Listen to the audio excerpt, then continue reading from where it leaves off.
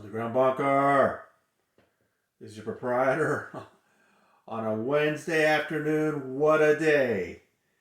LEAH Remini has hit Scientology and David Miscavige with a major lawsuit about all the harassment she has been through for years.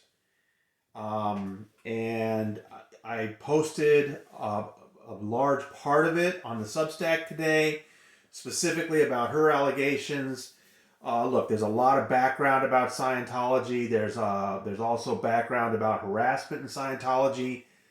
The way these lawsuits tend to go, that's stuff for the complaint, and once they get into court, they'll be narrowing things down to her specific allegations about herself. So that's why I focused on that in the Substack. It's not that the other stuff isn't important, but it tends to be background that doesn't get litigated too much in cases like this.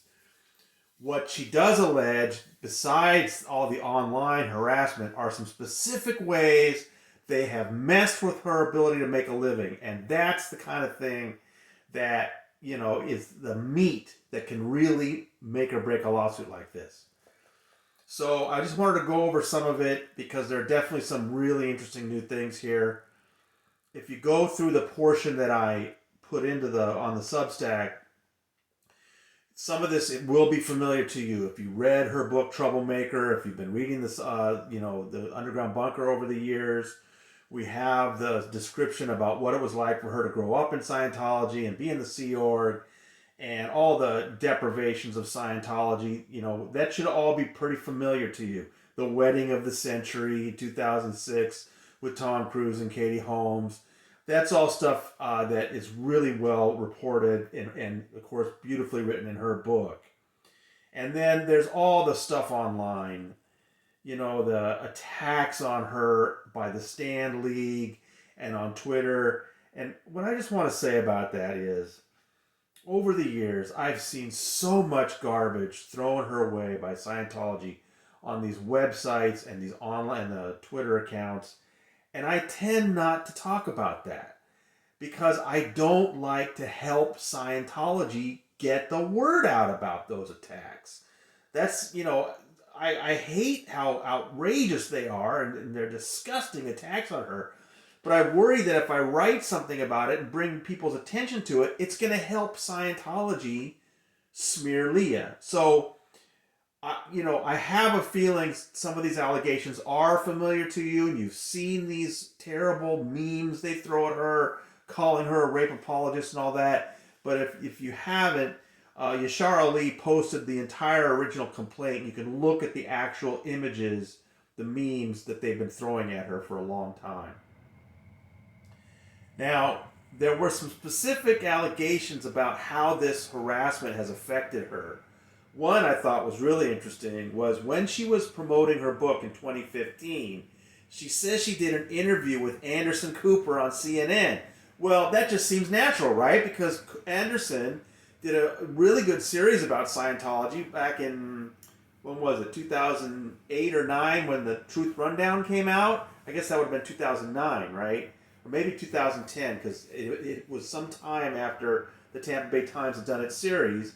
Anderson did, I think, a 4-part series, and you probably remember not only were Mike Rinder and Marty Rathbun and Jefferson Hawkins featured in that, but their ex-wives, we called them the inch wives, because they were saying they knew that their ex-husbands were lying about being assaulted by Miscavige because they knew every inch of their bodies. They'd never seen a bruise. Very famous series by Anderson Cooper. Well, what LEAH is saying is that 2015, her book comes out. She wants to be interviewed on CNN. But Anderson tells her this may not air. And it never does. And she says it's because CNN had gone through so much harassment over the earlier series, they just don't want to go through that again. So this shows you that it's not so much that Scientology's harassment it's just, even a big outfit like CNN, they just can't take it. It's just so relentless and awful. So I think that's a really interesting new detail that was in this lawsuit, at least not familiar to me, I didn't realize that Anderson Cooper had taped an interview with Leah and had never aired it. Wow. Also, I've been getting questions about this for so long. What happened to the podcast series? And I had heard some of these things, but I wanted, it to come from Leah and Mike, because I had heard that, once again, Scientology's just got its harassment machine going. And what they do with commercial enterprises like that. See, I don't make enough money for them to be able to harm me. But when you're making, some real money like they were with that podcast, they have advertisers, that's who they go after. They of course they try to harass Mike and Leah, but they go after the advertisers who are more skittish. And if some product is advertising on their podcast and they start getting letters about what a bigot Leah Remini is and what a bigot Mike Rinder is, some of these companies don't want to be associated with that. And so she describes in the lawsuit how they had originally signed with iHeart for their podcast series, and in March 2022, iHeart just didn't renew the deal. And I think yours truly was the last guest on their podcast, the last episode. But iHeart decided not to do it anymore. So then a company called Audioboom decided that they would pick it up. And if you remember, in August 2022, Mike and Leah were really excited, and didn't they put out like a teaser? Do you remember that? And it was like the podcast is coming back in August, and then nothing. And I would get questions about that.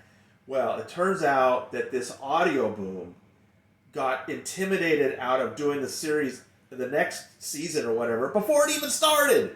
At least iHeart put out, 70 or 80 episodes. I don't remember how many it was. But this Audioboom was frightened out before they could even get going. So this is really important in a lawsuit like this, because this shows real damage to Leah's ability to make a living and that kind of thing. That's what you need to show in court. So that's really important new details. Also, Leah, she has a career besides exposing Scientology. She's an actress, and then she got this great new gig on a game show, People Puzzler. Ladies and gentlemen, this is good money, doing a game show. I was really happy for her, because that's the kind of thing that can go years and be steady income. And so she was the hostess of this People Puzzler show. Well, she's now saying that the 4th season has not started up again, and it should have by now. And she's assuming that, once again, Scientology hammering on advertisers, hammering on the company making it, and she thinks that, once again, she's lost a business opportunity because of Scientology. And like I said, that's important in a case like this. And then another one that really surprised me. Vice apparently came to her about making a documentary about Shirley Miscavige and then dropped it. And Leah thinks that they were intimidated out of it by Scientology. Vice! Well, that's what I'm going to be trying to do right away, is get some statements out of these folks, like, what happened? Why didn't you go forward with that? It's a natural subject for a documentary. I never heard anything from Vice about that. And it's just a shame that if this is true, that Scientology keeps scaring people out of things. So she's got a lot to complain about here. There's just so much detail about the specific disgusting things they've said about her online, and the way they've tried to intimidate her daughter. Just horrific stuff. I don't know, obviously, I don't know how to say this, but I think it's a strong lawsuit. I've seen a lot of lawsuits, and I think the level of detail is here. I think the specific allegations of harm are here. There's a number of different counts of defamation and false light. So a lot of stuff to work on. Of course, this is going to take years, people, but I really respect Leah for taking this fight on. I dropped her a line, and said that, look, there are a lot of people who are getting harassed like this who would like to sue and don't have the resources. So she's really taking this on for a lot of people who have just been mugged by this organization that calls itself a church and acts like the mafia. Well, go through the details on the Substack. I want your thoughts. I want to hear what you think David Miscavige is going to regret the most that he did in harassing this woman. And boy, it's going to be really interesting. Another note I want to make about her attorneys. If you remember, back in 2019, there were 3 lawsuits filed by this team from Philadelphia. And they were clearly in over their heads. And they ended up getting let go by all 3. One of them dismissed on her own, but the other 2, they no longer are involved in those lawsuits.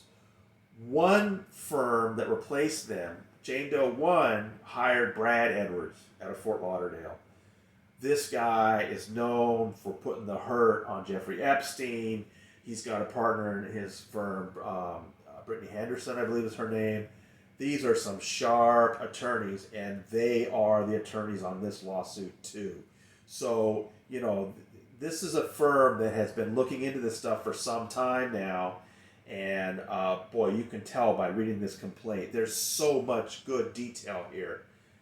Leah, I gotta hand it to you. This is the big one, and I think Dave Miscavige, well, we know he's running from process servers, so I'm sure he's gonna keep doing that. But let's hope there's a judge here that can see through Scientology's obfuscations. I mean, this is the part that's so frustrating.